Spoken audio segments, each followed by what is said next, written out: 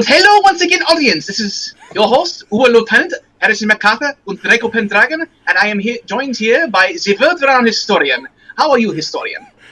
You know, I can't do a German accent to save my life. It wouldn't even be funny. You would just cringe and turn the video off, so I won't even try. Oh, don't worry, historian. Everyone is cringing at my German accent now. But I have been told I look German, and in fact, I spent about 45 minutes in a German airport. And two different people tried to speak to me, and I was just like, "Sorry, bro, I can't do that." Sprechen Sie Deutsch. No. Yeah, you don't exactly look German to me, but then again, I'm not German either, and I'm good to that. I also got it from the Swedes. I also got it from the Swedes. They all thought I was a Swede. I don't freaking know. Yeah.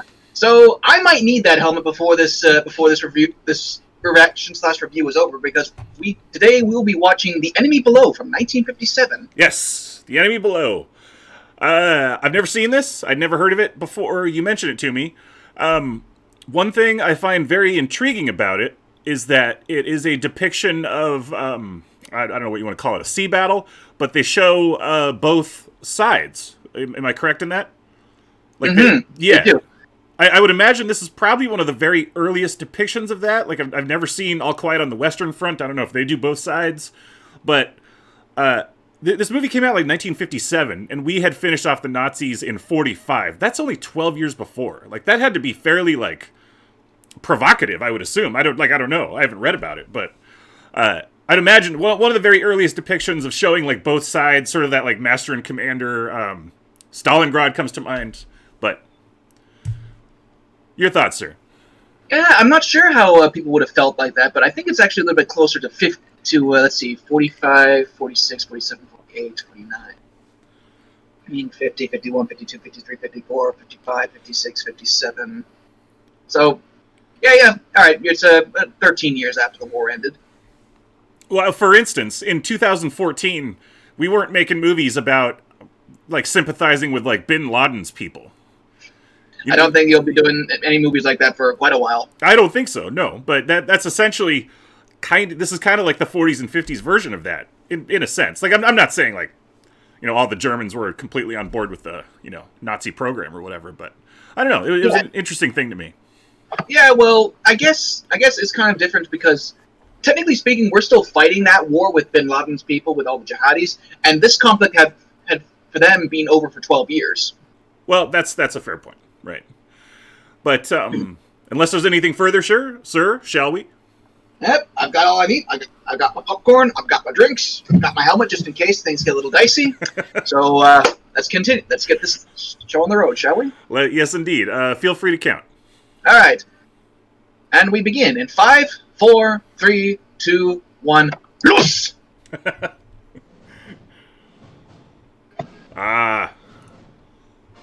I don't think I knew that this existed that early. Like the 20th Century Fox logo. Well, you want some interesting stuff. Look at Universal's logo from the 1930s. Really? It's just a ball with, like, it's hilarious what it is. See what it'll grow into. Bob Mitchum. Out of all the services in the Second World War, if I had to choose which one if I were to transport back in time, I had to join the armed forces of the day, I would not join the submarine corps for the life of me. There's not enough money in the world that would make me serve on a submarine, because 1, I'm way too tall. I'm 6'1". 2, I suffer from a slight case of claustrophobia, and 3, the horror stories I've heard of how people die on a submarine. Yeah. It's either you die quick or you die very, very slowly. Yeah. No, thank you. Well, God, it was as late as, like, you're probably too young to remember this. In, like, 2000, a Russian sub sank, and it took, like, 200 some odd guys with it, and, like, they didn't die. They didn't die right away. Like, they were down there just, like, they knew it was coming. Like, nobody was coming for them. It's just horrifying. Yeah. I remember listening to the audiobook of what thing was? I'm blanking out. They're Hunt for Red October, and there's actually a scene where a Russian sub sinks, and there's some survivors of the crew, but they know they're gonna die. Horrifying. Mm-hmm. Perhaps one day we shall do a review of the Hunt for Red October. Let's just do all sub films. Such a weird subgenre, quote unquote. I see what you did there. I actually had a chance to meet Bob Mitchum. I didn't, but my hometown was a place where they filmed a lot of westerns, and he used to come up there for a film festival. Yeah. We never did meet him though. No. See, I had a chance to meet Steve Irwin, the crocodile hunter, when I was a lot younger. He was supposed to come to the Toronto Zoo for like an exhibit, and my friend and my brother went there on the day he was supposed to show up. Unfortunately, there was like a scheduling conflict or something, and he never arrived. So I was really disappointed. Damn. And then he died tragically a few years later. Yeah, I think we just passed the 14th anniversary of his death. Has it been that long? I think it may be today, actually. Oh, dang. Yeah. I'm too old now. Yeah.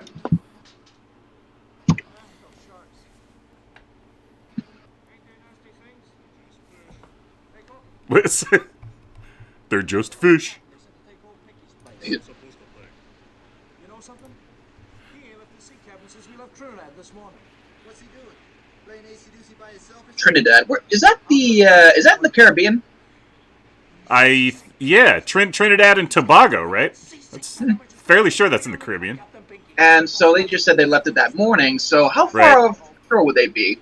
Like just 100, 200 miles? Pretty gosh darn far, yeah. But technically speaking, that's kind of close to the to your eastern seaboard. Yeah, well, no, you're right.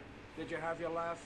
I could be wrong, but I remember hearing this story about U-boats sinking ships in New York City Harbor.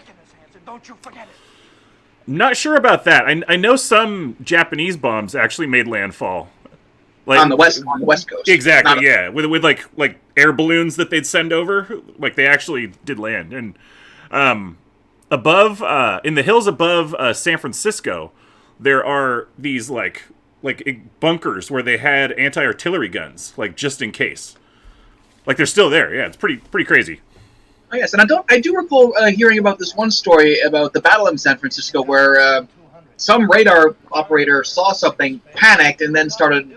Then every single last gun around San Francisco started shooting up at this thing, which may or may not have been like a balloon. Oh no!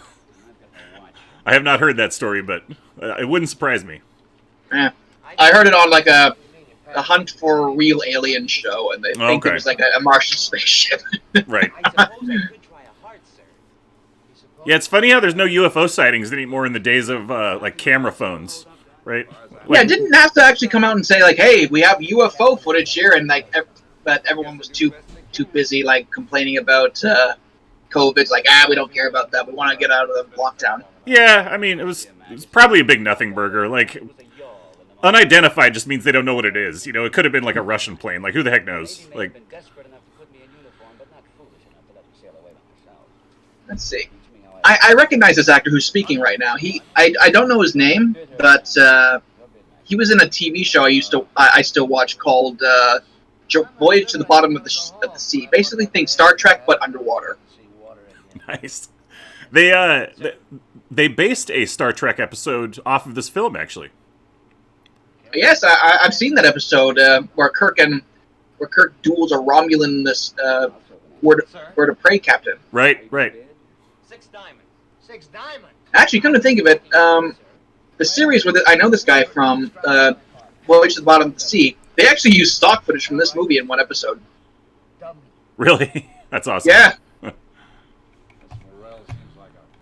see. Captain Morrell oughtn't to be here at all. He's as weak as a kitten. A man who gets his ship torpedoed and spends 25 days on a raft in the North Atlantic oughtn't to have to hit the ball again with only a few weeks in the hospital. Ouch. I guess there aren't It's enough gotta suck. Rude. Well, at least they gave him an easy ship. Boy, easy's no word for it. Listen, he'll get more rest in this boat. Ship.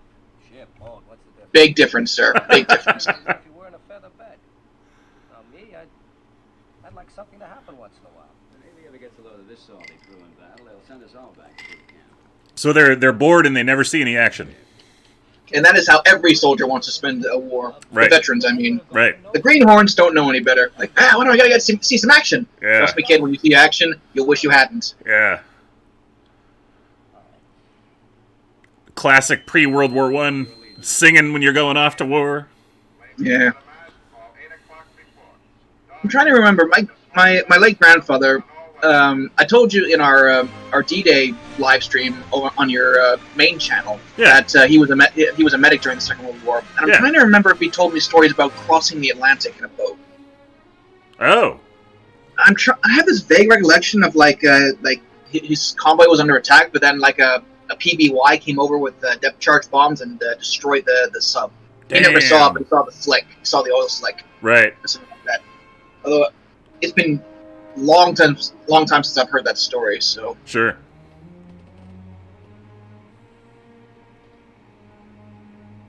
You ever like hear your old relative stories and just be like, man, I should be writing this down?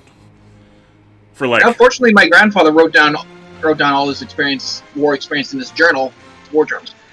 Unfortunately, we had the bad luck of misplacing it somewhere. I haven't found it since. Oh no. Oh yeah, trust me, we look for it every time we get spare time. It's somewhere. Yeah, it's gotta be in the house, in the garage somewhere or something. Oh.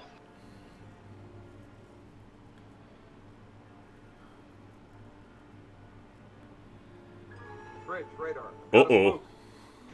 Dun dun dun. Radar contact. Bridge eye. Having a spook, sir. Storming up the plot. Range 12,000 off the starboard bow. Get on the plot, Magazine. Captain, aye. Radar reports a contact off starboard bow, sir. Run a plot on. Plot's working, sir. And head for the target. Aye, aye, sir. Oh, zigzag, sir? What would you say, mister? Me? Well, negative zigzag, sir.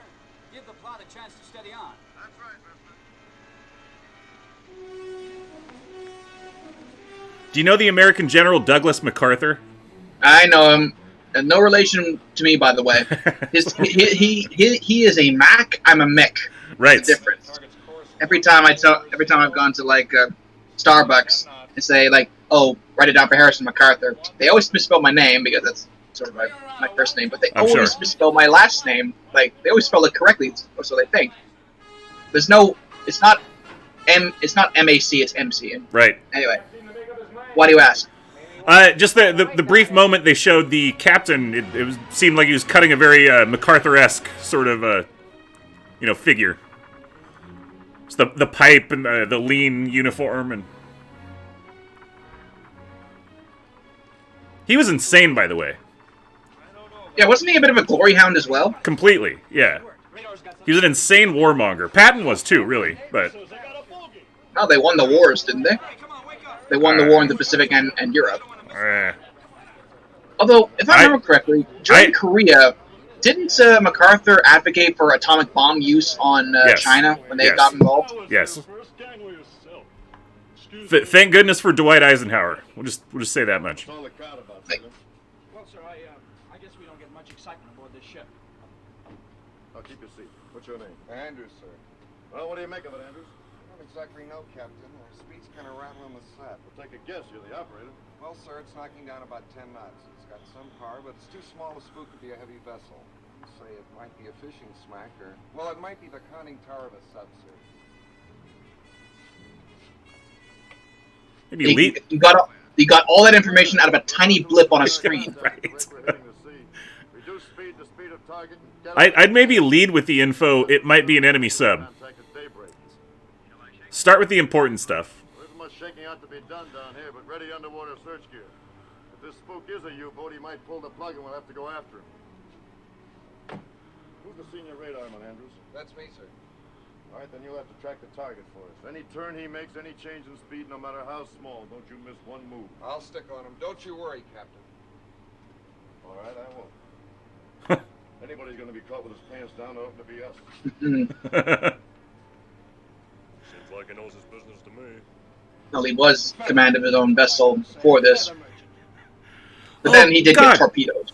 That guy looks like the mean dojo owner in the Karate Kid. You mean Cobra Kai? Yeah.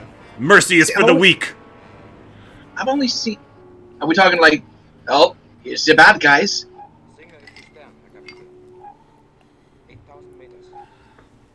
Oh, have him speak German.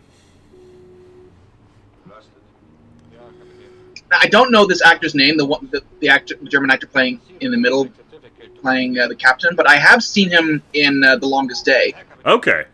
He plays Rommel, I believe. Nice. You know, I could be wrong, but I've seen Longest Day, I think twice, where the German actors speaking English, and another one where they speak German. What was it remade or? No. I mean, I think they made like 2 different versions of the film. Oh, weird. Kurt Jurgens, I think was his name. I'm not familiar, but. Course, changing to port. Target turn left, Captain. 25, 20 degrees. Maintain your present speed, steady as you go. Steady as you go. Steady as you go, sir. May I ask what your procedure is, sir? Well, if this is an enemy ship, he may have our signal on his oscillator, and he's trying to feel us out. Take a couple of turns, see if we change position. If we can hold an unchanging position behind him, he might mistake us for a ghost echo in these heavy seas. Solid logic. Starboard 40 degrees. Can you imagine being one of these guys? Like, you have to be like 3 steps ahead of the other captain. Dude, I don't even like playing Battleship. Target turn. Like you can't.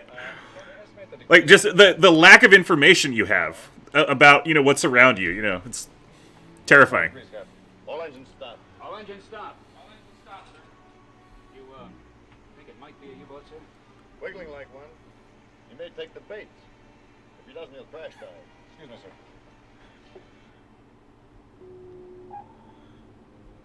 Towards the same place, sir, Captain. Resume course 140. 140. 140. A lot of headroom, both sides. Do you think in U-boats they wore like the tight black leather of like the SS like dress uniform? I doubt it. Probably no. Probably no. Now, you and I, we've been on different submarines before, and like, what was the name of the submarine you were on? Oh God, I don't recall. It's permanently parked in the Willamette River, close to downtown Portland. I don't remember the name of it. Well, I got to go on a post World War II sub. It was docked down in South Carolina, right next to the USS Yorktown, which is a World War II aircraft carrier. Nice. And in both ships, I was way too tall. I feel your pain, sir. The sub that I was on was the USS Blueback, which was retired in, coincidentally enough, 1957. Oh, so it was a World War II sub. Evidently, yeah. Or he'll just pop a fish right in our guts, and that'll be the end of this tin can. It was a tour of like 12 people, and I was just like, get me out of here. Like, I can't. Now imagine like 3 times that number. Yeah. With no, absolutely no showers. Yeah. I once heard this No, story thank you. of World War I when subs were first becoming a real threat. They had this method of going to the bathroom. Like, you do your business, and then you open the first valve. It flushes into like a holy pipe. You close that, and then you open the C pipe. It flushes out the sub. And the story I heard was It's like an airlock. yeah, and the story I heard, like, this new captain didn't understand it, so he just opened both valves at the same time, and he sunk his own submarine. Like, Friedrich, how did your submarine sink? I flushed the toilet, mein Herr. Cue the Curb Your Enthusiasm music. Like, God. Everyone on that submarine is way too clean-shaven. Yeah. I don't think I could handle, like, sharing a bunk with 2 other dudes. They're like, this is yours. 6 For 3 hours out of the... For 3, possibly 4 hours out of the day. Yeah. This is not for me. This life is not for me.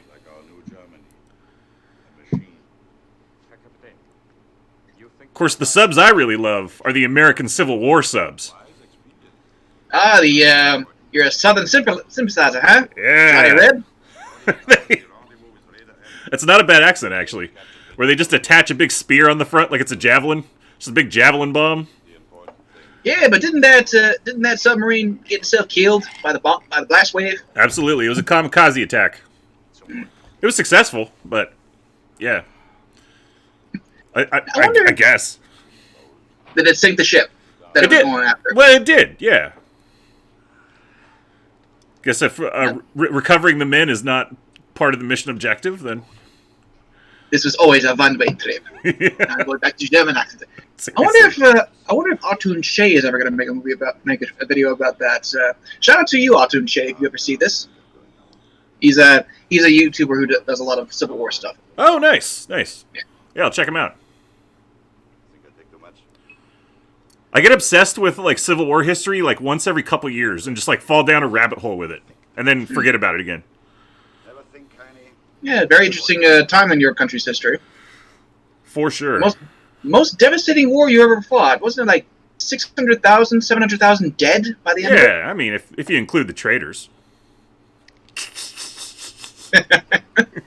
Now he's a Billy Yank. Right. You know, one of the assassins got off and lived until like 1930. The assassin of Lincoln. Abraham Lincoln, yeah. Yeah. Which one was he? I thought it was John. You say assassin. Do you mean like the guy who helped John Wilkes? Well, yeah, one of the conspirators, exactly. Yeah. John Surratt. Didn't they hang like one of the conspirators' mothers because she knew about it and didn't say anything? John Surratt's mother, in fact, got hanged. They planned it at her house, so I think that was probably a black mark against her. But yeah, John Surratt got away and ran to Europe, and they caught him in like the Pope's army or something, or like fleeing. The Vatican? Yeah, or no, he was fleeing to Egypt like in his like papal army getup, and they caught him, and he totally got off and spent the rest of his life as like a teacher and like motivational speaker basically, and died in like 1930. Oh boy. Yeah, random ass like weird life. You don't remember the first one? I was a failure in the U-boats. How proud I was. Went out in those little sardine tins. If we submerged, we couldn't always be sure we'd come up again. Oh, it was a good game. I bet that's true. The captain would look through his periscope and sight the target. Then he did arithmetic in his head and said, "Torpedo loss." And you know something? Sometimes the torpedo wouldn't even leave the tube. And if it did, we were most lucky to get something. Looking at periscope and it gives me the distance and the speed. Pass this information to the attack table. The machinery turns and the lights flash.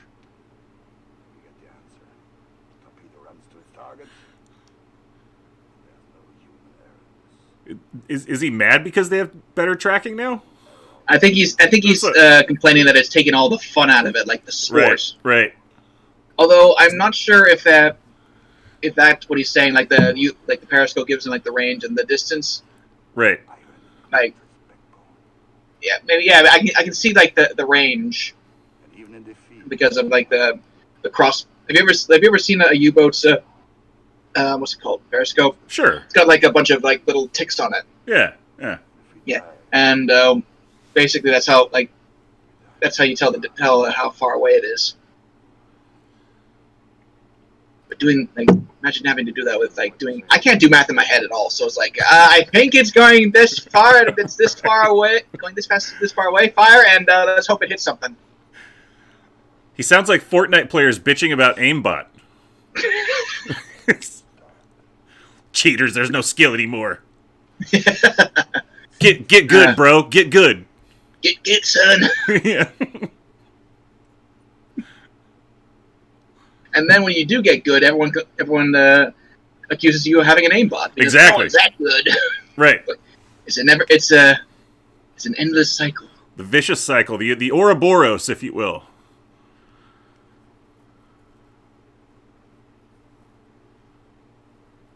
Oh man, I wish I could fall asleep that fast. I bet if you were on a submarine, you could manage it. Like, Probably could. Yeah, I got 3 hours to rest.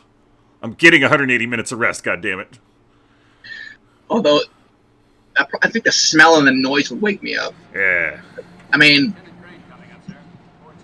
like, imagine you're in a sub, you're in a very compact space, with a whole bunch of guys haven't showered in who knows how long, and also you got the diesel motors going when you're on the surface. I mean, true, but counterpoint, like the human animal is very, very adaptive. You know, like the things we can get used to is amazing.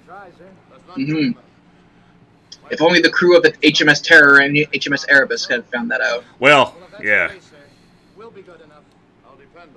Things were impressed upon them, I suppose. Mm-hmm. Also, they were crippled by racism in a lot of ways, I guess.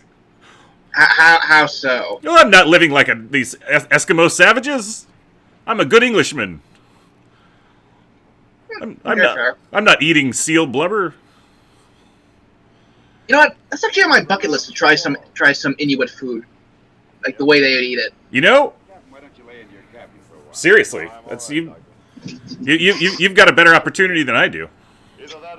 I'm not that. Look, I'm fairly certain that Portland is actually further north than the Tri-City area. He might be.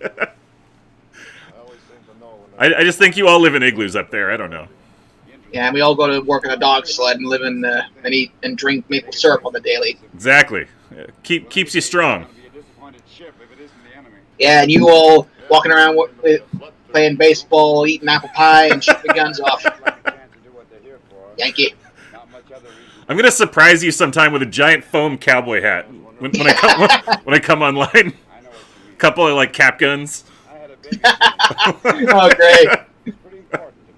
Yosemite Sam, here we go. Yeah, hell yeah. Another planet in another century. What was your work, Captain? This, see, Being you were a sailor? I was third officer on a... Who'd you compare Robert Mitchum to as far as modern actors? I was thinking George Clooney. You will be glad to know that. I saw the See, that's a very good question. I'd argue that they're in a league all their own. Yeah. Like those Golden Age actors, you can't even compare them to the guys we have nowadays. Yeah. Like no offense to them, but just can't. Yeah. The other civilian in the war, I had to learn a new There's no other Humphrey Bogart. How did you change over to the Navy? Indeed. I'm afraid Like- I was almost cut in half by a torpedo. It's like trying to compare Augustus to Constantine. Yeah, or Julius Caesar to Donald Trump for an even more extreme example.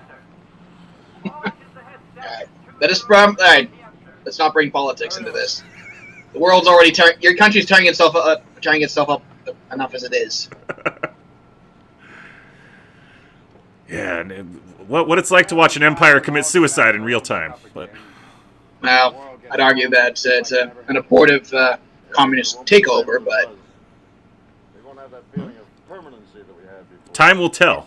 We learn a yeah. hard- Although that's a topic for another stream altogether. Indeed. But there's no end to misery and destruction. You cut the head off the snake and it grows another one. You cut that one off and you find another. You can't kill it because it's something within ourselves. They're fighting Hydra. Call it the enemy. Where's Captain America when you need him? Right. Do you know I've never seen any of those? I've never Really? seen any of the solo Captain Americas. Oh, you're missing out. Yeah, I heard Winter Soldier was like one of the best solo Marvel movies they made. Mm-hmm. Married? I married a girl in England. She was killed. Bombers? Oh, No, when the war broke out, I got passage for her on my freighter for home. The one that was torpedoed in half. I was aft when it happened. I watched the other half of the ship just slide away. There wasn't anything I could do about it. I saw her run out on the foredeck, and I heard her call my name. And that half of the ship just turned over and went down. man, I was talking to somebody like 6 months ago now Married very long. who was essentially that exact story. Like her father was a serviceman and her mom was a British lady. I guess that was like super common. Mm-hmm. And then the British lady came back to the States and, you know, had kids, of course. And she's like, you know, 65, 70 now or whatever. But yeah, that was a very, very common phenomenon. Yeah. All the European women marrying the American GIs coming over. Exactly. Yeah, I once heard this vague recollection of hearing this story of like a bunch of British soldiers like ganging up and beating up ganging up on a bunch of American soldiers because like, hey, you're stealing our girlfriends, you bloody Yanks. Well, we appreciate you saving us from fighting Hitler with us, but leave our women alone. Right. You got enough of your own back home. It's so funny how like people are just like attracted to the exotic, right? Like when I spent a summer in Sweden, like I'd walk into a restaurant and say something, and like all these girls would be like, "An American? Oh, I want to practice my English." You know, some things never change. I kind of had this similar story when my family and I went down to Guatemala for 2 weeks for a March break a couple years ago, and through long story short, there was we had a bit of a debacle with the rental car tire blowing out twice in as many days. Damn. So, but that's beside the point. So my mom, my sister, and the brother and I, we walked down to basically Guatemala's version of Kentucky Fried Chicken called Pollo Puntero, country style chicken. And this is like in the middle of nowhere. Like this is the part of Guatemala that never sees any tourists. So we walk in. We're a head and shoulders taller than the locals. I bet. And they were watching their soccer game on a big TV screen. They were middle of a cheer. We walk in, so quiet you could hear a pin drop. And then I hear one of the other guys, one of them whisper to another one, like, "Grande gringos, grande gringos." And then we just sat down and ordered our food and trying to enjoy it, and I can't because I'm feeling the back of my head stave in because of the amount of eyes boring holes into it. Yeah. That had to be like when Vikings first like got to England and mainland Europe. They're just way bigger than everybody and just like pale. Incorrect, like, sir. They were actually shit. the same size. They were actually roughly the same size. Really? Yeah.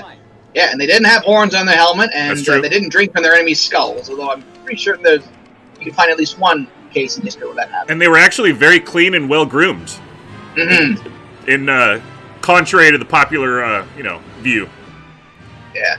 Although I think it was the Rus Vikings who were very dirty. That was another instance, by the way, where one of the reasons the British hated the Vikings so much is because the women wanted to go with them. They weren't just raping and pillaging. They were like, oh, they're also like, it's like if Khal Drogo and like Thor came to your village. All the women are like, oh, you know. Oh, enemy spotted. Main batteries ready? Yes, sir. Reported ready, sir. We might get close enough to get a shot. Get him, boys. Ship of stern, Herr Schwaffe. Ah, Scheiße, das ist Amerikaner.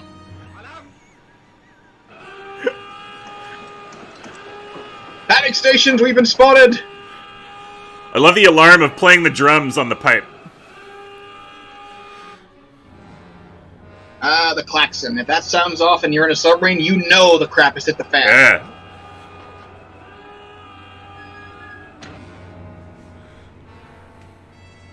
Target diving! Target diving!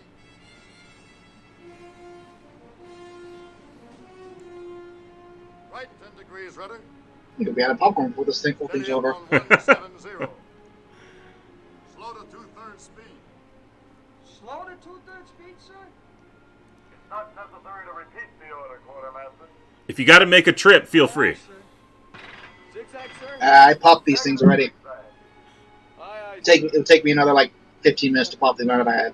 10 knots. Oh, you don't microwave them? Doc, that's what we are. No, like I got a hot air popper. Nice. Probably a lot better than microwaved. Yeah, a lot cleaner too. Yeah. Yes, I'm giving him a... Although you have to put on your own butter and salt. Right. Can't reload those tubes very well. We can attack up his tail whenever we want to. Yes, sir. How do we know when he's firing, sir? I'll give him 5 minutes to get to emergency depth, another 3 to come back up to periscope depth, another 2 minutes to get us in his sights. Our movie theaters down here have been selling gigantic bags of popcorn, like legit, like a garbage bag full of popcorn for like $10, just like while they've been closed, just to like kind of like stay afloat. Oh, brother. I don't know what I would do with a garbage bag of popcorn. Give it to me. Okay. Despite the fact that I always regret eating these things afterwards. But it's worth it at the time. Yeah. Yeah. That being said, I do got a shell stuck between my teeth and my gum. Oh man, there's foods I just have to stay away from because I have those kind of back teeth where like stuff will get like be there. You know what I mean? Like. And also, have you ever had like a situation where the shell has like suction cupped itself on the back of your tongue? Yeah. I once had a situation where it stayed there for 5 days. Oh god, that's horrifying. You just have. And every time I tried to reach back there, and I was like, no, I'm just gonna wait for you to fall out. Everybody thinks you're bulimic. I've never heard that word. Oh, it's where you overeat and then force yourself to puke. It's a whole. Isn't that what the Romans did with? Not true, in fact. That is a common misconception. The what you're referring to is the vomitorium, which was actually essentially an off-ramp to get out of arenas, as in it was vomiting out the people who had gone to see the show. The room to go puke up your feast, that didn't actually exist. Yeah. Although you'd think that they'd be puking a lot more with all the disgusting food. You know, like garum, like fermented fish guts. Yeah. That's how who came up with that? Like, who was the first guy, right? Who was like, I'm gonna leave this barrel out in the sun, see what happens. Oh, actually, that's delicious. Fish guts. I'm gonna put it I'm gonna put it on all my food. Although that being said, I remember watching a documentary called Cold North. It's basically Planet Earth, but only in like the polar regions. And they had an episode about the native people up there, and they had this one food stuff. It's basically it's a walrus skin full of dead birds that they need to ferment for like a month.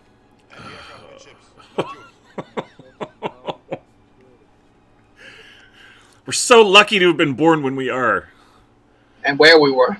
You know, like, I don't know, like you say you go out to a restaurant and you get like a ribeye and a baked potato. Just like think about the hours of man labor that went into producing that to get that easily to your plate, where you can just go to a restaurant and be like, hey, here's $25. Give me a ribeye and a baked potato. Like, that's amazing. That's an amazing accomplishment. I don't have to ferment birds in a sack.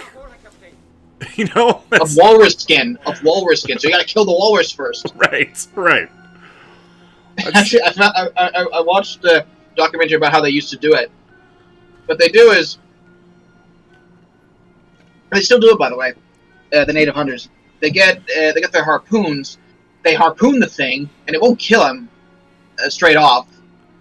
So...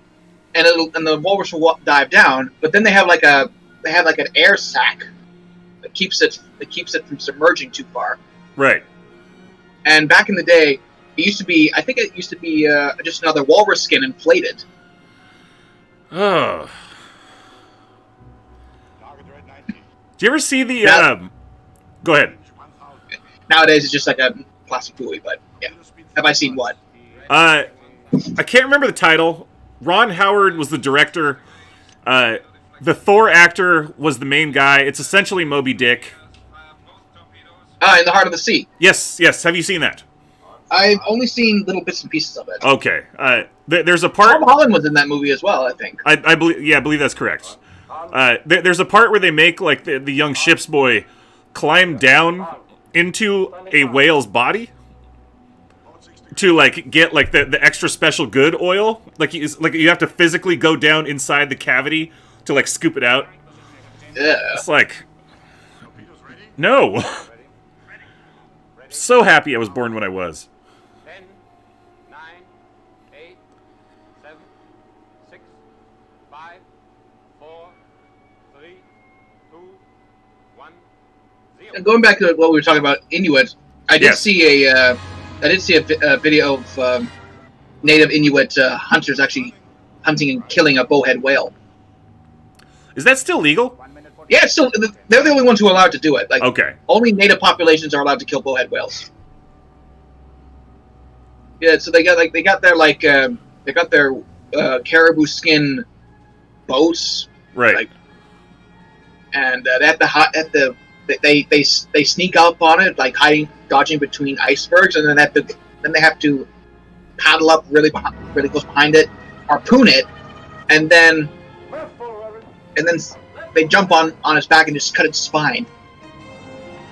Like to kill it? To kill it. That's crazy. How big is a bowhead?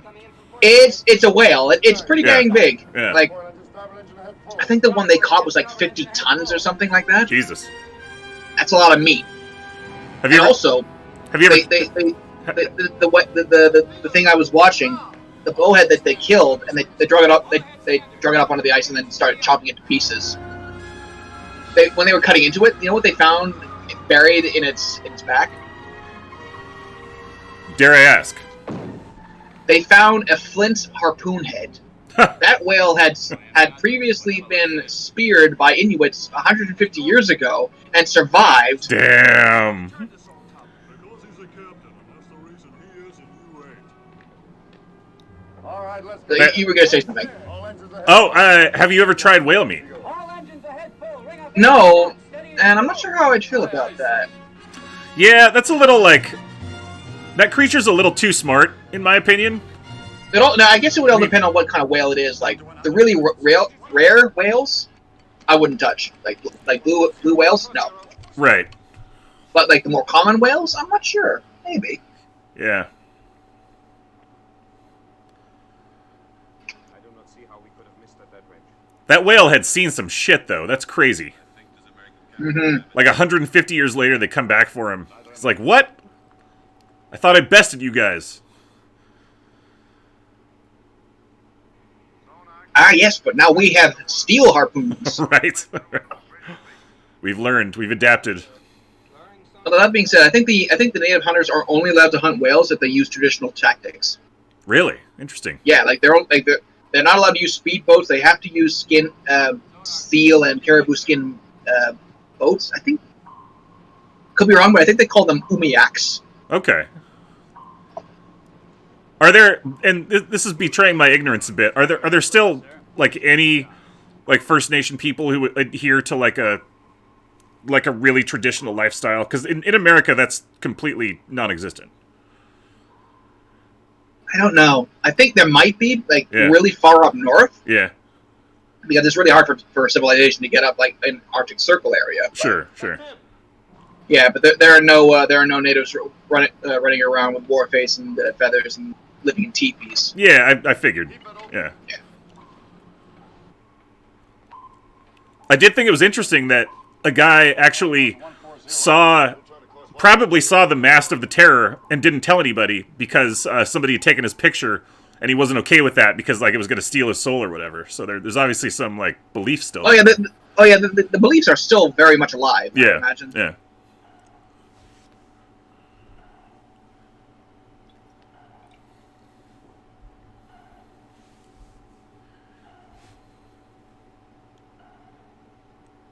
Can you imagine just sitting there like, all right, are we going to die soon?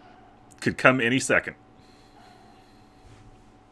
Have you ever seen what's the movie with Matthew McConaughey? U-571? I was going to ask you that earlier, actually. I did, like, right when it came out, and I haven't seen it since. I remember one scene where they get depth charged. Like, the one character said to the other one, hey, don't lean up against the wall, it'll break your back. Yeah. I remember liking it. I thought it was pretty good. And they were trying to get after the Enigma codes, which every U-boat had. Yes. Of course, it was actually the Brits who did that, not your lot. Is that the one that Alan Turing broke? Yep. Yeah. And they rewarded him by chemically castrating him. But that's another story. That was for something else. Yeah. For another offense. He committed suicide with like a cyanide-laced apple, I believe. Yeah, due to depression from the forced medical procedure, I believe. That was the law at the time. The offense he committed. Portrait 3. Portrait 3. Up to 150. 150. 150.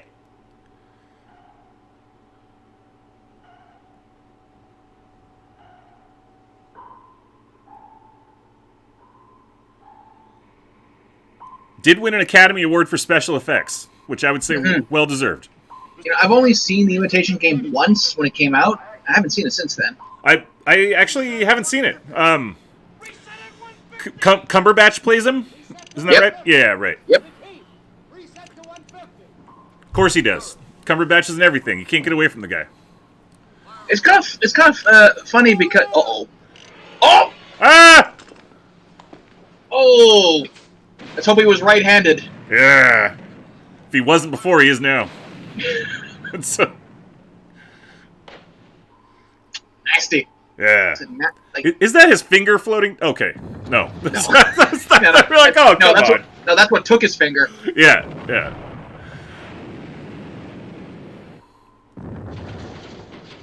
So yeah, what was I talking about? We were just talking about Cumberbatch and the Imitation Game. Oh yes. I remember. It's funny because in BBC Sherlock, he plays Sherlock Holmes, and he talked about. I remember this one scene where he was talking about how the Brits broke Enigma, and they heard that this German battleship was going to attack this one convoy, but they let it happen because had they intervened, the Germans would have known that they had broken the code. And then I watched Cumberbatch playing Turin, and that exact scene played out. Right. Yeah. Which the show obviously predated him being cast as Turing. Yeah. So, yeah, it's interesting.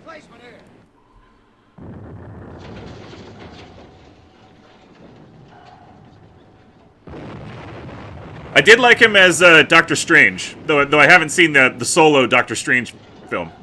I don't like his American accent. Really? Okay. It just sounds weird. I'm too used to his British accent. Right, his native voice. Although his voice for Smaug, the Smaug the Golden, perfect. Release ball. Portrait 3. Release ball.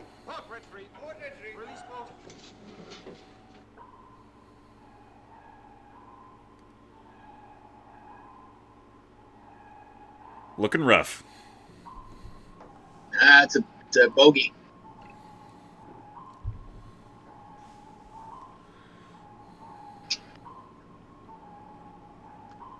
Sonar, Captain. He's using some kind of a decoy. Can you pick him out of it? He's coming out of it now, sir. Heading about... It's about time, isn't it? Yeah. Although this was more like German-esque style. Well, what do you got? You got 3 stars on that thing? Nah, it's some elastic cord wrapped around. Oh, gotcha. Okay. Put a pack of smokes in it so you can be a Vietnam guy. Hey. Maybe another clip of ammunition. Well, that being said, here's a little fun fact. 2 years ago, my mom and I were at Value Village, which is basically a thrift store chain up here in Canada. Yeah. And I found this.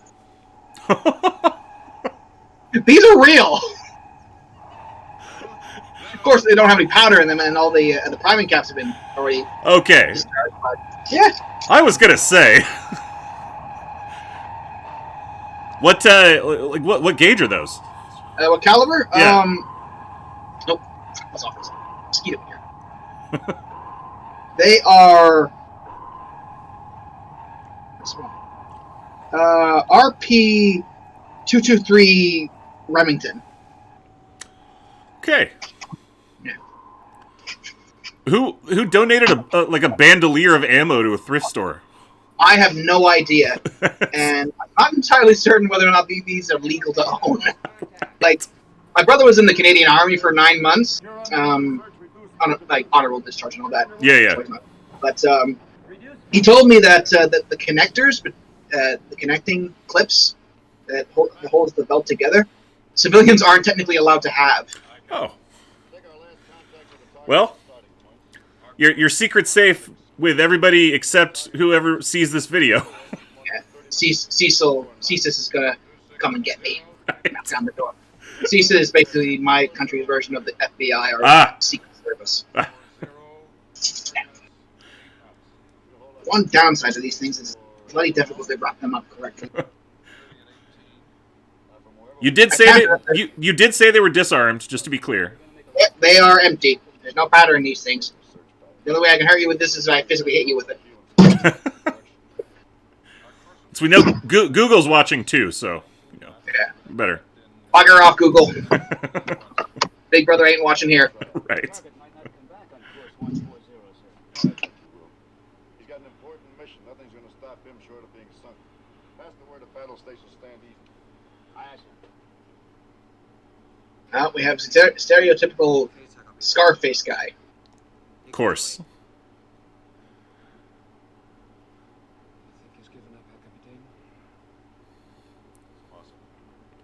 Do you know the Scottish actor Tommy Flanagan?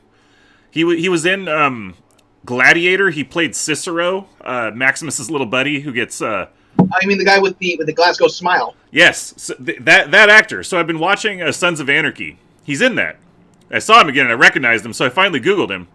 And it turns out when he was really young, he was working as a bouncer in a bar, and some dude actually literally gave him a Glasgow smile. It's like, holy crap. Nasty. Yeah. Oh, speaking of nasty, here's Finger Dude. Oh, man. Nice big hospital room in their submarine. Had to amputate his head. Oh. The whole hand? No, just the fingers. Oh. What was your time on reloading, Mr. Gray? 3 minutes 3 the first time, 2 minutes 40 the second. Right on. Give your crew a well done for. Thank you, sir. Well, I still say you're out of the war now. Is it bad? You've lost your fingers. Shouldn't have tripped those racks so quickly. No, sir. I ought to have had my hand on the rail. True. Guess I got excited, sir. Well, we'll get you flown stateside as soon as we put back into Trinidad. You'll be back in your civvy job in no time at all. I was a watchmaker. I thought he was going to say, I was a piano player. Operational priority dispatch coming in, sir. Ask the executive officer to join me in the crypto room. Yes, sir. Well, you won't be making any watches again. No, sir. I'll make out all right. I'd bet on that. All right, let's get him to bed. Did we get the sub, sir? No, we missed them. Oh. My fingers to get that sub. Insult to injury. Seriously. You missed. Gave up my fingers for nothing? That U-boat is still in the ocean. I wouldn't give a plug duck for its chances. So he's out of the war now. Although, you only need, like, if he's right-handed, you only need, you can hold a rifle without your fingers. Now you're thinking like a Soviet. Actually, I have heard stories of like soldiers like purposely mutilating themselves in the Red Army to get out, and they were either shot or like, right, you use your middle finger now, or you use your ring finger, your pinky finger. I told you my grandfather was a medic during the Second World War for the Canadian Army. He was actually under orders, like every foot and hand injury, you put that man on report. Because there's a chance he may have done it himself? Yeah. Yeah. Unless it's like quite obvious, like, yeah. And even then, like, I've heard stories like from the First World, like people want to get out of the trenches, they just light a match above the trench. German sniper sees it, bang. Give up a thumb, keep my life. It's a good trade. Yeah. I believe that's actually how some Romans got out of the imperial legions. They just chopped their thumbs off because they couldn't hold they can't hold a gladius without it. Yeah, that wouldn't surprise me. I know probably our last war that desertion was rampant and widespread on both sides was probably the Civil War. Okay, it's not a real sword, but I can hold it like that. don't ask me to swing it too hard because I'll lose. Maybe let me just make you a spearman at that point. It's a Or a bayonetter. right, right. Now, what was that supposed to be? He did like that. It wasn't. Is that supposed to be a Hitler salute? Reminds me of Spaceballs. The guy goes, "Jawohl, Lord Helmet." Yeah. Isn't that how they salute? Yeah, exactly. Yeah. It's like a backwards up yours. Like.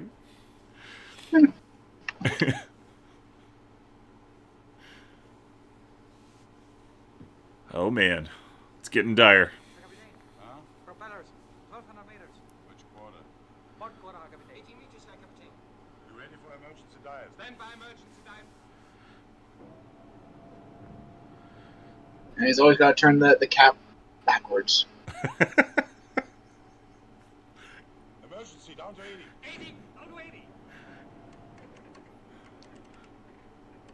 The American has read my mind, Heine. It's like they're the same men.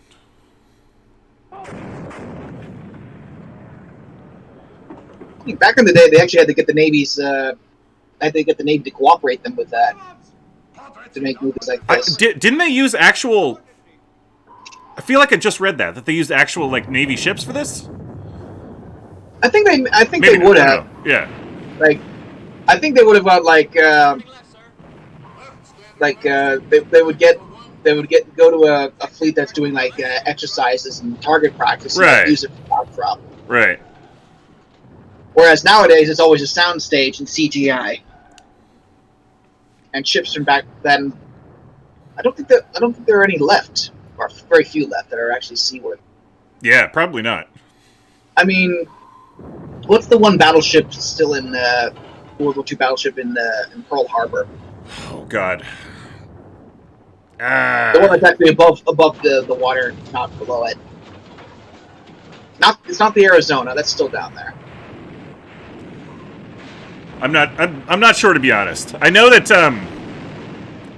they actually did like a lot of the ones that sunk. They just rose them back up again, and they just were like right back in the fight, which is kind of crazy to think about. But yeah, the Arizona. I think they couldn't raise her because she got blown in half. Apparently, a Japanese bomb went through her decks and hit the powder magazine, and boom. Right. Nasty way to go. Like, apparently half of the casualties in Pearl Harbor were from the Arizona alone. That doesn't surprise me at all. Yeah, over 1,000 got. Wasn't poor sods. I know they were. It is the. Doop-a-doop-doo. It's the USS Missouri. Going to the bottom.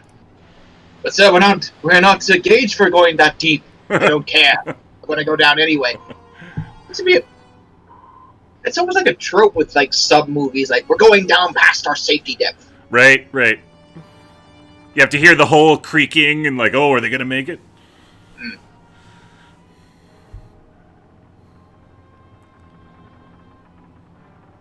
Oh, speaking of. I remember watching Das Boot. It's a German-made U-boat movie, and they showed us the scene where they went past their safety depth.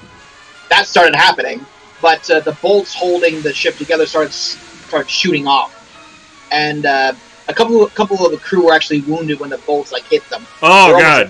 Like bullets. Almost, yeah. At that point.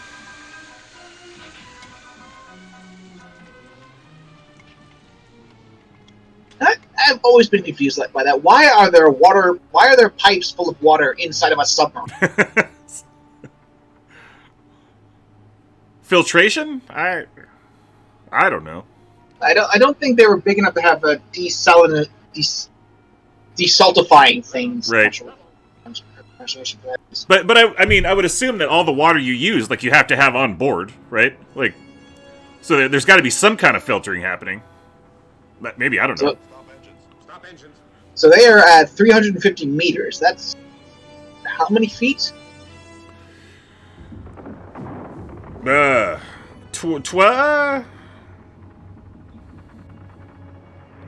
About 1,100, 1,150, something like that.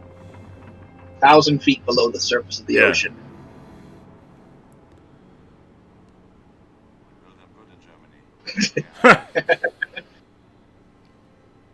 Yeah, none of this Maine and China stuff. Yeah, right.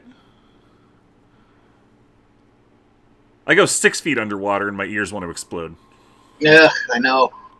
He's giving me the slip again. I'm not getting anything but bottom echoes. You ever heard of the Byford dolphin incident? Sonar's lost him, Captain. Byford. Was that the one where like a like they found a dolphin in a harbor that had like Soviet equipment attached to it? No, that's also an awesome story. The Byford dolphin is it was like a diving rig in Norway, and they came up and they didn't go through like proper decompression procedures. And let me guess, pop. Two guys literally exploded and were shot like they were shot like explosively, like internal organs just turned them inside out. Just this spray of human coming out of the top. Yeah, that is possibly one of the worst ways to die. He went from 9 Gs to 1 like that. Yeah. Flat. Yeah. Well, I'm not eating spaghetti for a while now. That entered my head.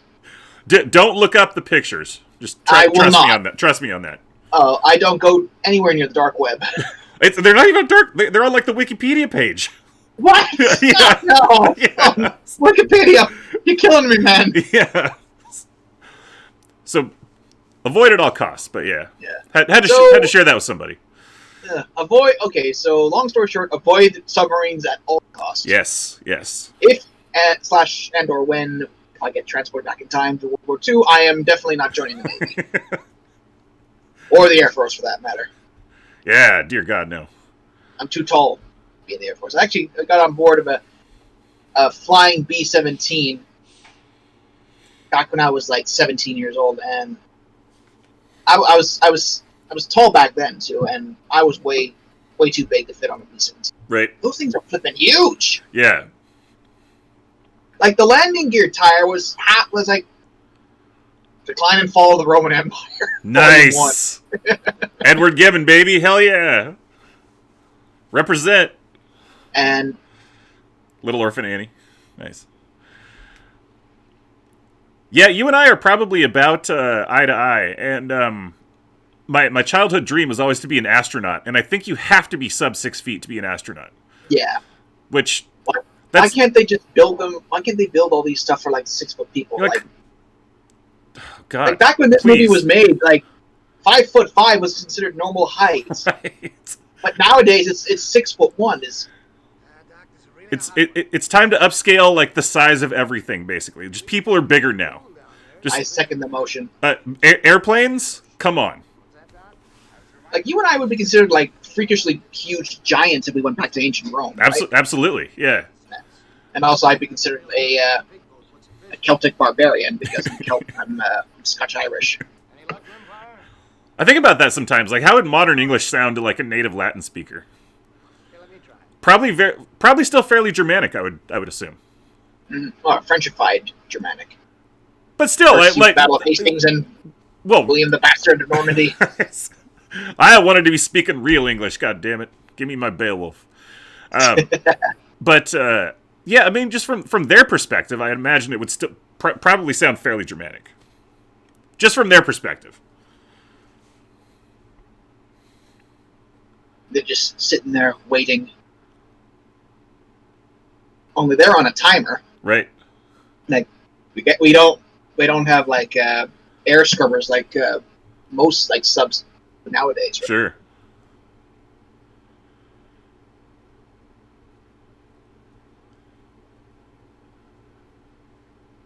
Got like a chessboard. Magnetic, we assume? Der Heinkel Hermann. And, of course, the diehard is reading Mein Kampf. You know what? Don't take this the wrong way, but I'm very curious. I've been very curious to read that book. I would, too. I would read it. Absolutely. Like, there was also there was a copy in my high school library, but I never took it out. I saw it one day, when I was in grade 10, and I had to do a double take. Like, what the hell are you doing here? Right. Why haven't you been burned yet? Yeah. But yeah, I mean, I would read it as a historical document. Obviously, it's not like, oh, like, yeah, these ideas are great. It's like it's interesting to see like people's perspectives, you know, like at the time. I did actually read the dedication at the beginning, and Hitler actually dedicated to the how many people, the guys who were killed during the Bierhall Putsch. Yeah, I'm not sure. I wasn't actually aware that there were any casualties in that event, but I think that like somewhere like 5-7 people died. Okay, yeah. Like they were like the police shot them, and then Hitler was wounded, ran off into a house, and was captured. Right. And then he was tried for treason, and then he was put in basically like a 5-star hotel to spend his imprisonment. Right. Right. And during that time, Joseph Goebbels wasn't Joseph Goebbels. It was what's his face? The one Nazi, Rudolf Hess, who was writing, who was taking down dictations for Mein Kampf. Yeah, I think it'd be a very interesting read.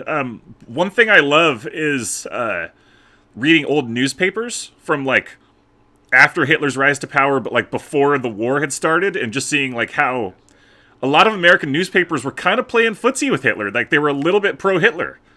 Like right before the war, they were like, yeah. And this is going to sound like I'm describing, you know, modern politics or whatever, which I'm not. He was like, yeah, he's obnoxious. Yeah, he sees it, a little, plain spoken, but gosh darn it, he's really, he's in there. He's getting stuff done. Like, oh, the air supply must be running out. Like, all right, surface report. Oh.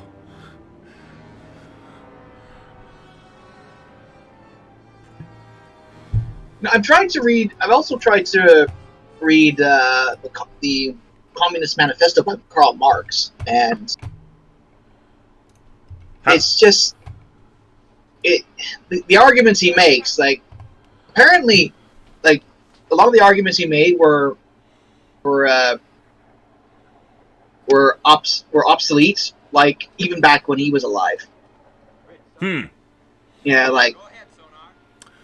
Yeah, I wouldn't know. I've never touched it. I'm not really like much of like a economic theorist. I probably should at some point, but yeah, I know that his idea of like class struggle being the center of human experience, I guess, I feel like that's probably ignorant. Well, I think it can be a valid way to look at history in a certain lens. There's tons of different ways to write a history, and I think that can be a valid one at times. Yeah, of course, like the rich guys are going to live better lives than the peasants, and the plebeians on the bottom, and of course the plebeians and the peasants are going to represent the people who have stuff. Sure, and of course there's like, and again, I'm no like expert in any of this stuff, but of course there's like structures to keep that sort of dynamic in place in any given society, and then the plebs are going to like rise up against that and struggle against it. But again, I'm no like economic theorist at all. Yeah. Join communism, we'll all be poor and miserable together. Right. Yeah, works so great in practice, doesn't it? Yeah. Oh, yeah. By the way, Antifa, if you want to burn down my house, you have to come to Canada. I want that. Leave Historian out of this.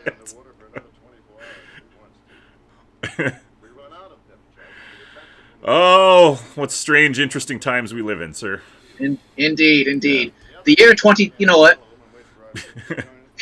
I can't remember where I read this from, but someone said that in the future, people will say like, "Oh, how was your day?" Or "How was your how have you been?" Like, "Oh, I've been 2020. I've just been. It's just 2020, man." Right. And they will not be wrong.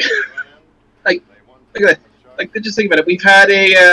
We had a forest fire down in Australia, and then a few more in California. Yeah. And then what else happened before this COVID hit down? There's a few active fires in Oregon, actually, which was news to me because I haven't seen any smoke. And usually, if there is, the sky's outside of the cities. You mean it's outside of like the rioting? Yeah, well, but even even shoot.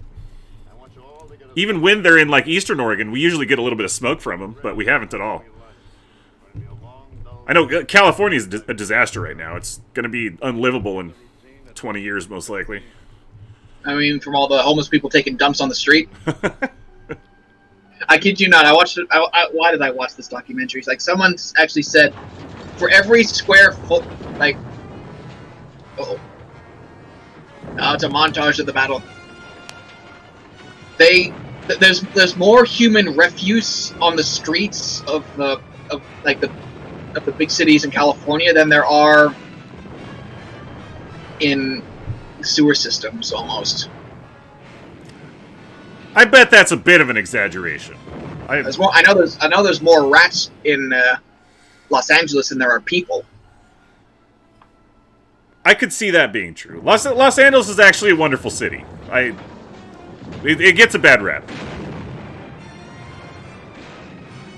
I have a cousin down there. She's married to an American, and I asked her about it. She says she said she didn't know because she doesn't live in the big city. She lives outside of them.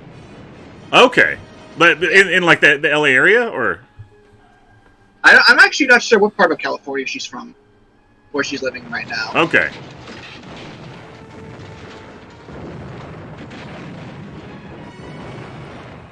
Awesomely shot sequence. Yeah, just a montage. I know San Francisco is a wonderful town. It's one of my favorite cities on planet Earth. That does. I want to see the bridge at least once before I die in person. You absolutely should. It also does have a terrible, crippling homeless problem. Mm-hmm. Also describes Portland. Portland's kind of like mini San Francisco, really. Oh, this guy's about to lose it.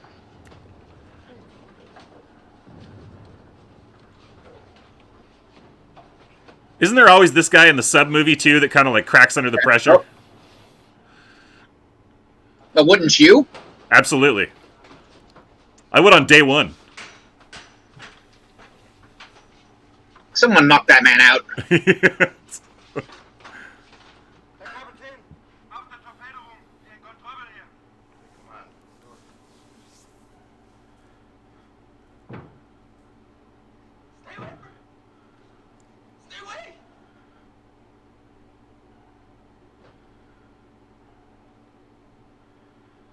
Oh, the constant. How do they get the torpedoes into the sub? Oh, that's a good question. Do they put them in through the torpedo tubes backwards, or? I guess they must. Or is there like a special hatch? Must be some kind of like crane system when it's breached. I don't know. I mean, those torpedoes ain't exactly small. Like Right. Probably like 15, 20 feet long. Yeah. It's part of our work to die. We're not going to die. The radar noise is just like Chinese water torture. It's like, boo, boo. Shut up. He's probably used to it by now. Ah, maybe. Because I think that's actually the sub's radar. Right. All right, you're gonna trust a man with a wrench that 2 minutes ago he was threatening to brain people with it? Yeah, don't turn your back on him. I would not be that trusting. No. It's like, son, if you break down again and threaten your crewmate, I will put a bullet in your head.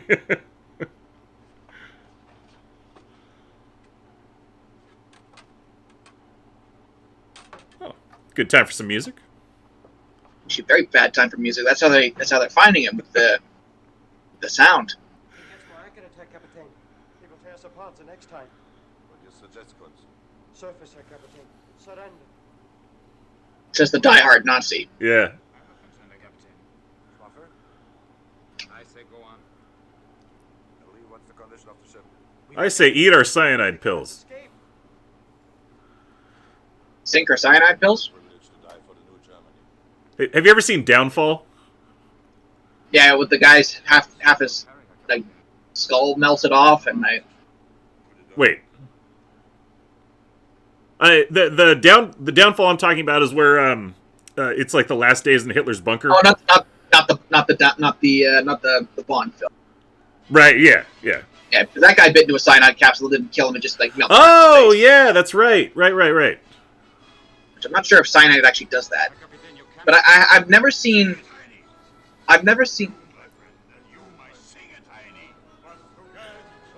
Tremendous. Oh, come on. They couldn't even sing in German. Right. Come on, Battle of the Bulge had them singing that Panzerkampf song in German, and then they were all speaking English before that.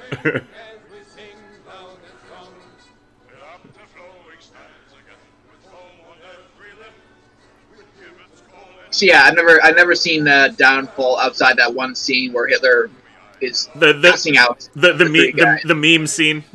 Yeah, like everyone except for Keitel, Yoto, Fritz, get out. Yeah. You might like it. It's actually really well done. Yeah, like apparently the actor who played Hitler, he finds it very amusing. Like he finds the memes very, very amusing. Oh god, I bet he does.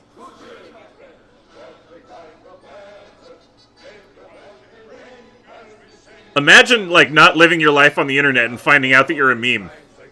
Just like how weird would that be? I know.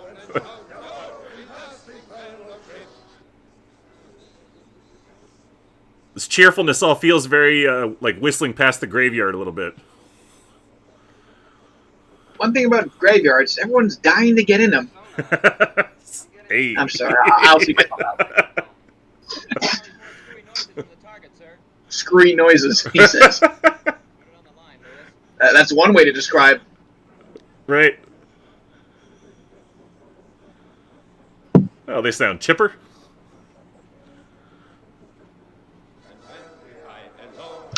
Like, yeah, you ain't broken our spirits yet, Yankee. Yeah. I liked that cut between the captains. Some good filmmaking there. They're having a ball. I don't think our psychology is working, Captain. No, it's working all right. I almost wish it wasn't. All ahead for attack, Mr. Ware. Maybe we can rip him open in the middle of a waltz.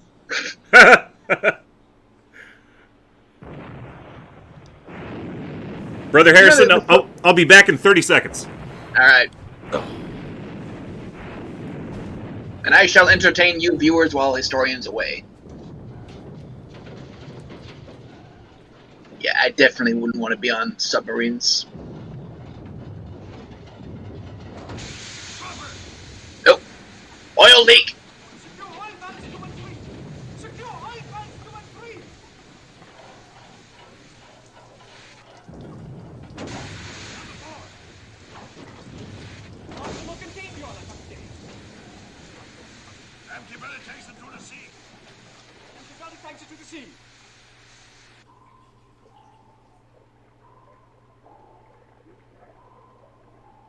And slicking the oil again.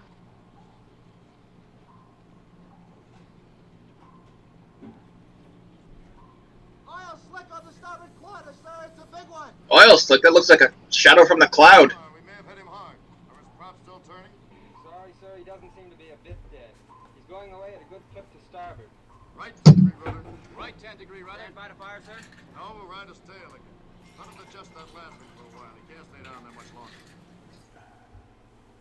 I'm back on 140. 140. 140. Ask Brown which way the American turned out to be attacked. Come on.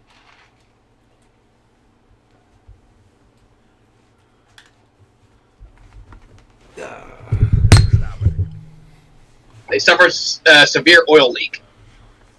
The good guys or the bad guys? Bad guys. Gotcha. Look at him. I mean, look at that. That was a white shirt when he started. Now it's turned black. Yes. Nobody light a match.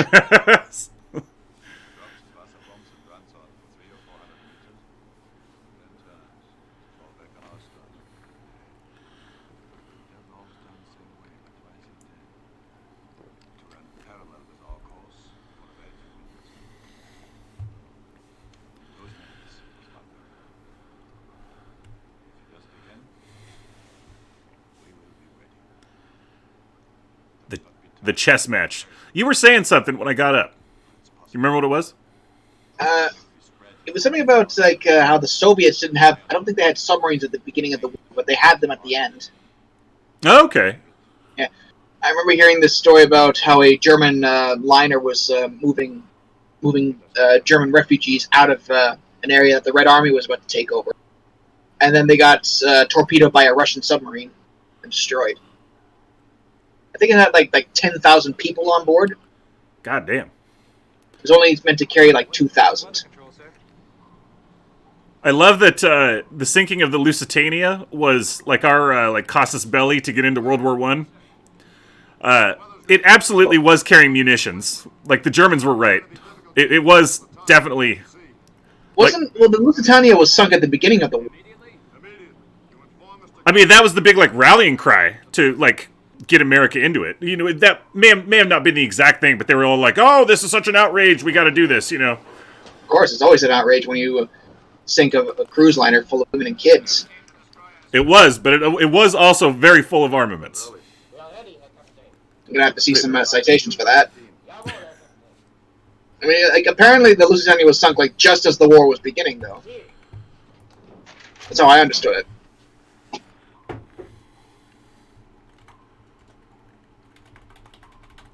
Mr. Ware, set depth charges to 100.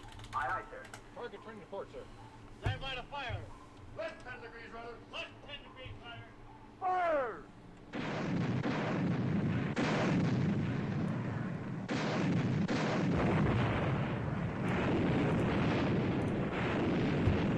Okay.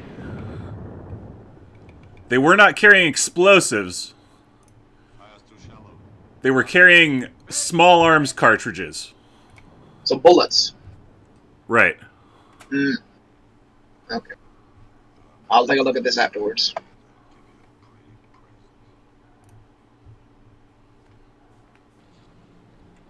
Quad reports he's off our stern. Course still 140. Give a right 15-degree rudder. We'll make a beam attack. Right 15-degree rudder. You could come at him broadside.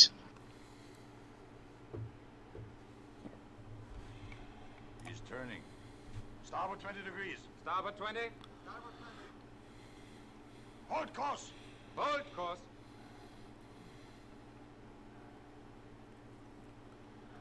Torpedoes. Loose. Loose. Full spread. He's not playing around. Yeah. It's the best gun in Contra for sure. Left full rudder.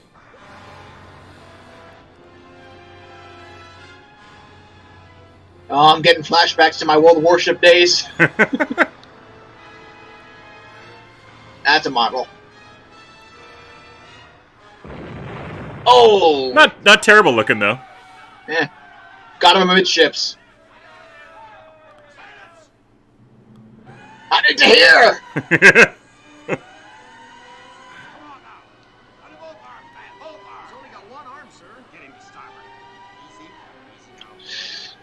Yeah, we took the fish to forward fire room. 4.5 bulkheads blown up.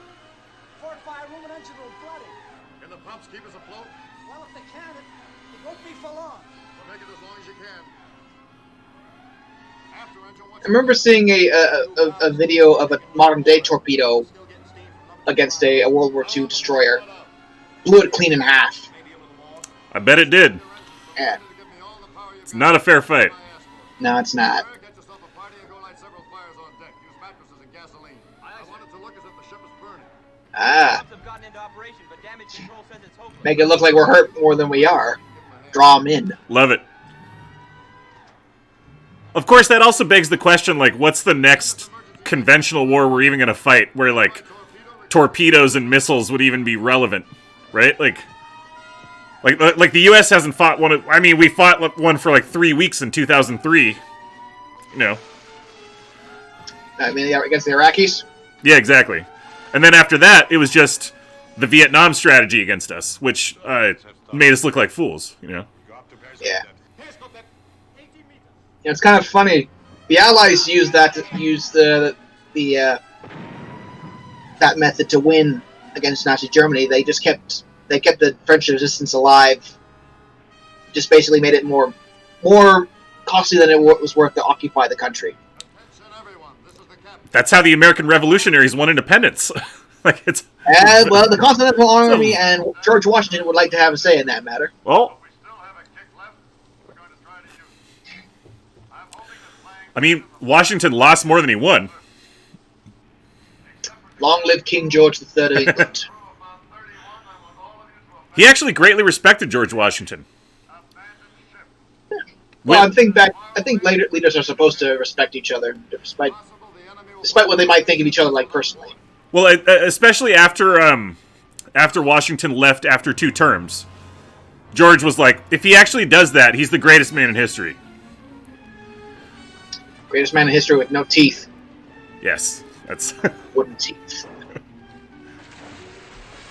Oh, that type of life rap, just like the oversized, like dinghy. It doesn't even have like a proper bottom. It's just like you're letting all the water in. Yeah. I want in on that lifeboat.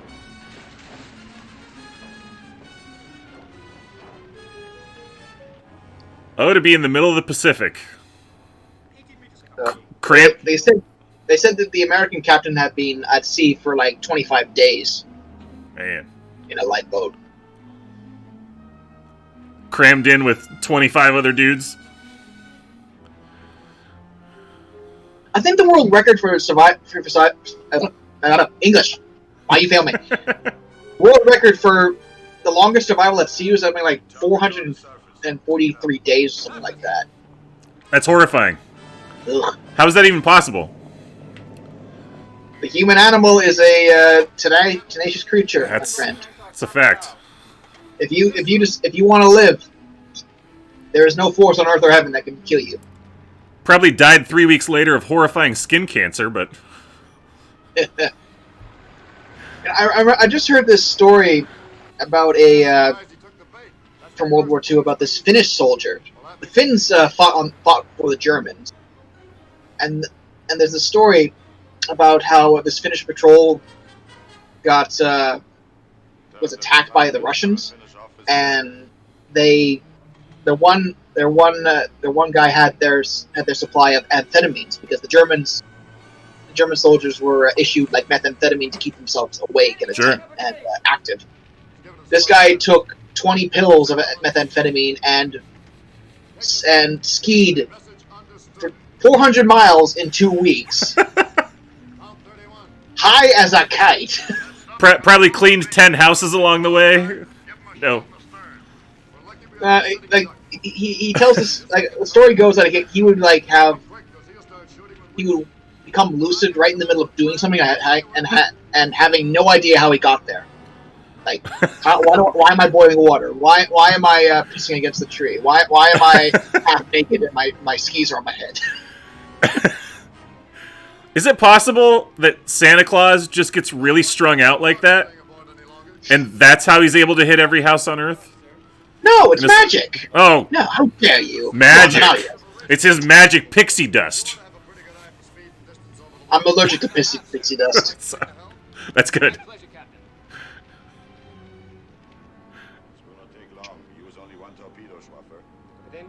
Damn. Kill shot. I would not have been as cocky if I were that German captain. Seriously. I would have put another one in, like, immediately afterwards. Right. We hit him, sir. Hit him again before we surface. Make sure. Insurance. Stop. Don't play nice. Play hard. Stop hitting him when the ref pulls you off. Pack your throttle wide and get the hell out of there. Turn it on full and get out of here. Aye, sir. Full speed ahead. Abandon ship.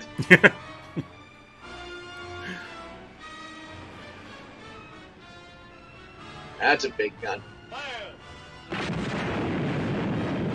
Damn.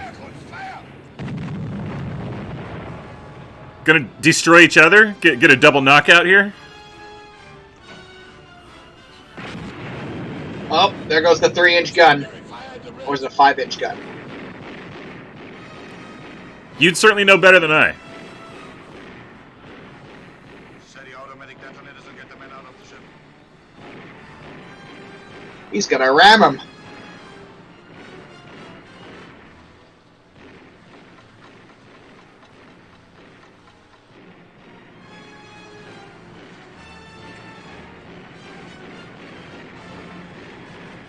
Turn! Those are the wrong kind of helmets they're wearing. Those are World War I German helmets. Oh, good eye. They're virtually identical. They're just... Oh, dear. Yep, we scraped the paint on it. Captain's like, you guys feel something? Yeah, me neither. Hey, Captain, we've run aground. We're in the middle of the Atlantic. We've run aground on the enemy ship, sir. And for some reason, we haven't slid off yet. How is that possible? Movie magic, my friend. Movie magic. Damn. Where's Schwaffer? I don't know, Captain. But the automatic detonators are set, Captain. Get overboard. You've seen Jaws, you've seen Jaws, I assume? I have not, and I have no Okay. intention of. Alright, seriously, how did he get wounded? Did he trip and fall and hit his head?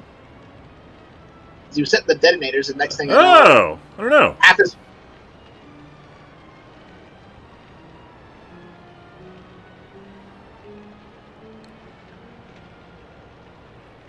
In any case, there's a character in Jaws that tells the story of, I believe, the USS Indianapolis, which... Oh, yes, the ship that delivered the atomic bomb to the Enola Gay, if I remember correctly.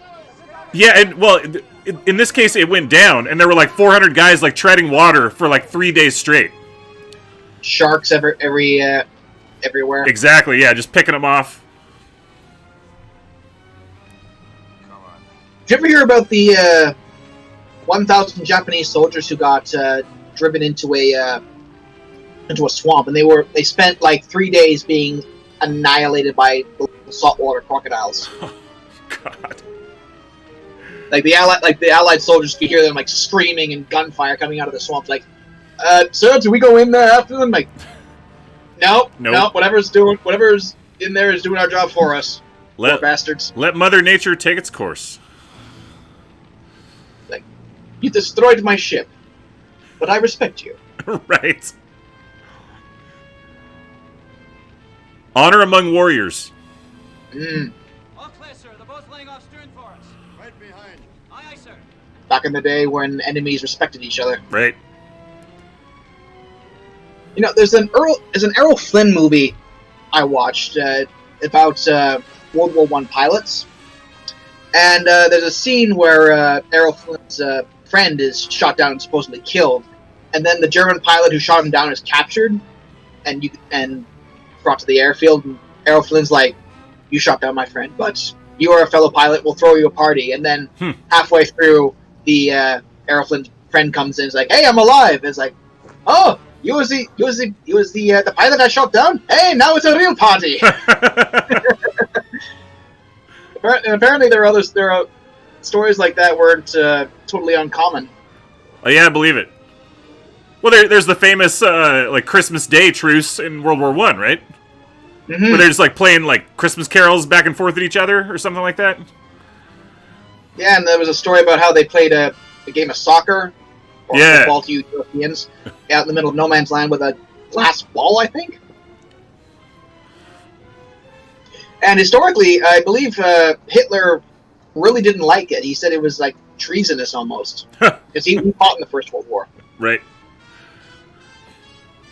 And I remember there's another Christmas truce that I don't think anyone's heard about. There's like that happened during the Battle of the Bulge. Like an American patrol saw this light out in the distance. They walked up to it, and it was a mother and her son were having Christmas dinner. They walked in. It's like the mother was like, "Oh, please join us." 15 minutes later, a German patrol walks in. They walk in. It's like Americans sitting down to Christmas dinner. They walk in. It's like the mother immediately stood up, like, "There will be no killing on Christmas Eve." Damn. Put their guns at the door, and they all sat down and had Christmas dinner. Wow. It's like, can you imagine? That's awesome. Like, there must have been some very awkward small talk. Seriously, like, so I was trying to kill you yesterday. I'm going to try to kill you tomorrow. So yeah. But tonight, we shall eat, drink, and be merry. For tomorrow, we shall be kaput. Yeah. I feel like if I sat down with somebody and like talked for like 3 hours and had a meal, I'd be like, this is dumb. shouldn't be trying to kill each other. This is very stupid. Yeah. If only people were like that. Yeah.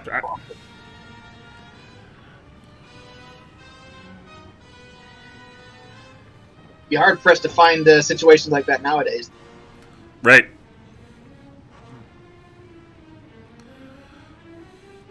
That is not the German actor doing that. Yeah, that's actually really hard. Like, permission to come aboard, sir? Yeah. We have euchred our 2 ships, so we're kind of even. Right. There's no fire on the port side. We go over that way. You understand English?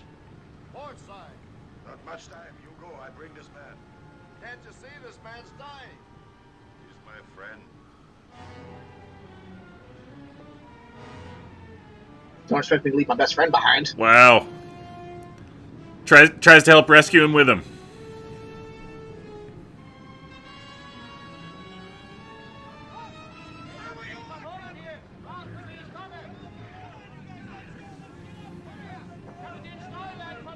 Oh, it's both crews.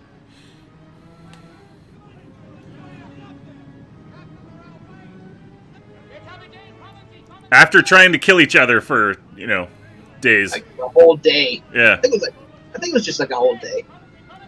Was it just one day? I think it was. Interesting.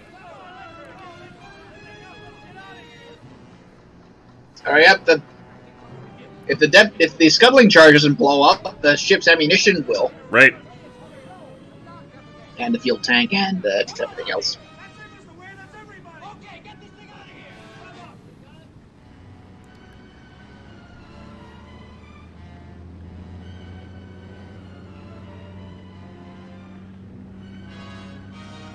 That must have been hot. Yeah. Hot day on set. Seriously. Those are real fires, too.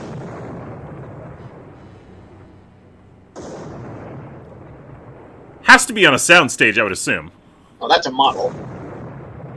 But yeah, but the scenes with... Yeah, I would assume it's a soundstage. Yeah. Well, we both lost our ships. We are even. Yeah. And the question is... That'd be an interesting question, like, who's prisoners? Right. It's like, whoever we get picked up by. You're like, well, that was a massive waste. It was just... Like, if we get picked up by a German ship, we are your prisoners. If we get picked up by an American ship, you're our prisoners. Yeah, right. And they get picked up by a Yankee boat.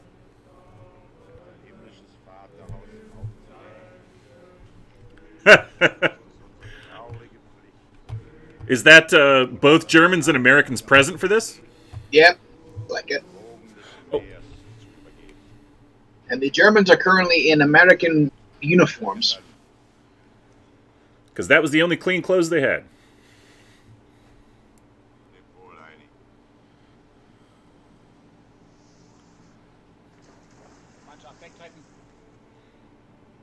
They had no German flag.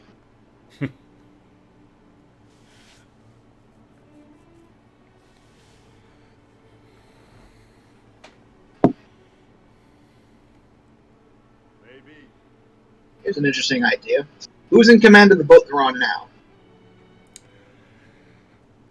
The captain that picked him up? Because if... I heard somewhere that if you were made an officer, like, even like a couple days before you were the other guy, you technically outrank him. Got date of rank on him. But if it's your ship, you would think it would remain your ship. I would imagine so. Although, that being said... Oh. I do remember, like, the Battle of Rorke's Drift, made famous by the movie Zulu, starring Michael Caine and Stanley Baker.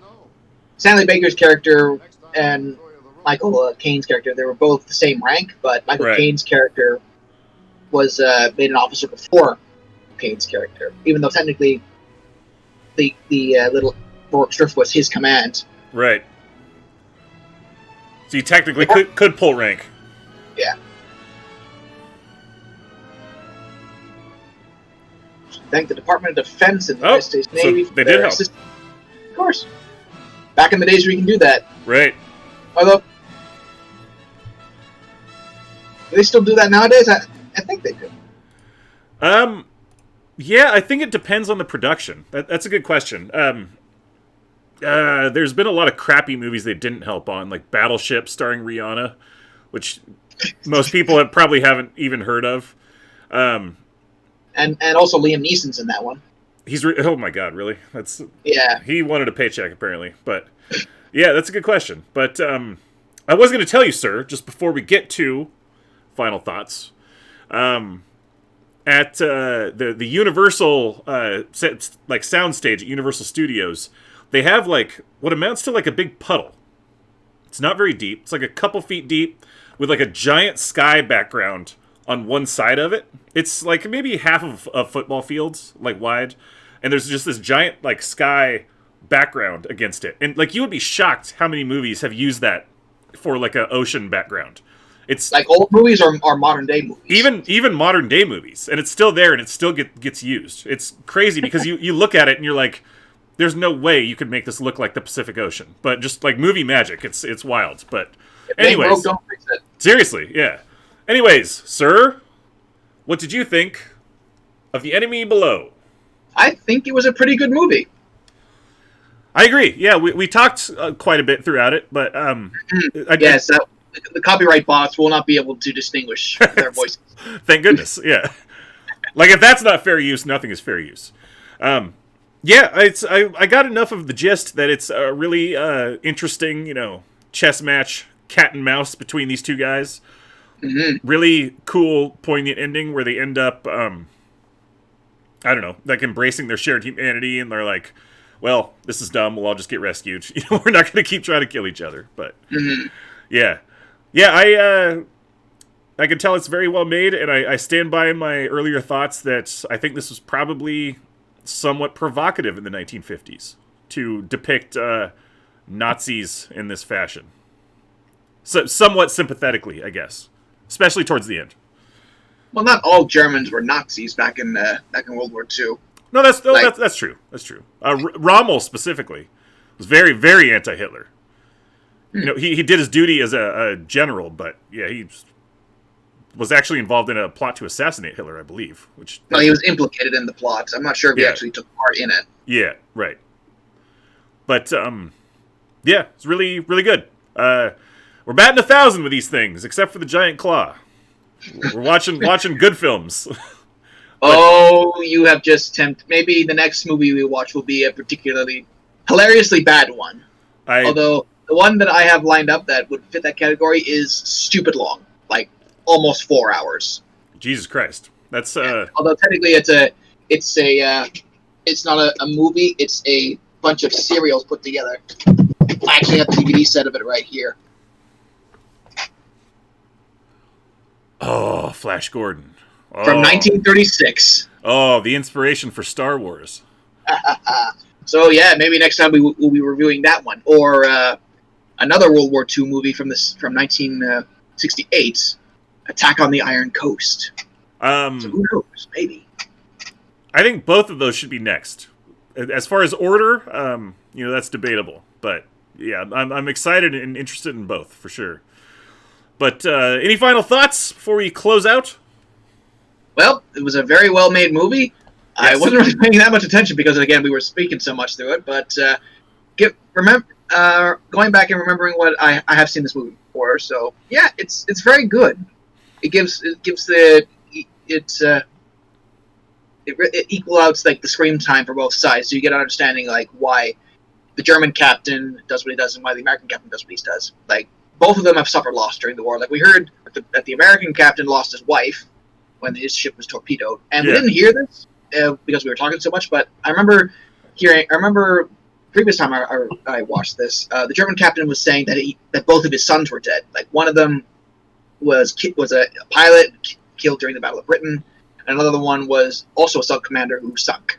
So, and he was lamenting the fact like, that's how soldiers should die, young and full of passion, and they shouldn't become like me, old and grizzled. Do you think this movie's message is fundamentally anti-war? All good war movies should be anti-war. Like one of the best war movies I've ever seen in my life was A Bridge Too Far, one of my favorite films. And at the end of that movie, the Allies technically lose. It ends on such a downer note. Like, yes, unfortunately, like, war is horrific and war is bad and people die, but sometimes it's an unfortunate necessity in our world. Yeah. I don't think anybody would say that, like, World War II was a bad war. Like, getting into World War II is a bad idea. Like, most people would say that's a moral good. But I think just as far as, like, a heightened moral good beyond pragmatism, I think there's a position where you could say, well, this shouldn't exist. You know, given our druthers, given the ability to circumvent human nature, this kind of thing shouldn't exist. And that was kind of the vibe I get from like legit anti-war, properties. But yeah, I dug it. It's really good. Really sophisticated writing, I would say. But anyway, sign us out, sir. I'm rambling. All right. Well, everyone, I hope you've enjoyed. Remember to like, comment, and subscribe, and remember to hit the notification bell so you actually know when we upload stuff. And also, remember to check out my channel on Harrison MacArthur, and check out the World Renowned Historian's main channel. And until next time, guys, this has been your host, Harrison MacArthur, Draco Pendragon, signing off. Peace the fuck out, ladies and gentlemen. Be good.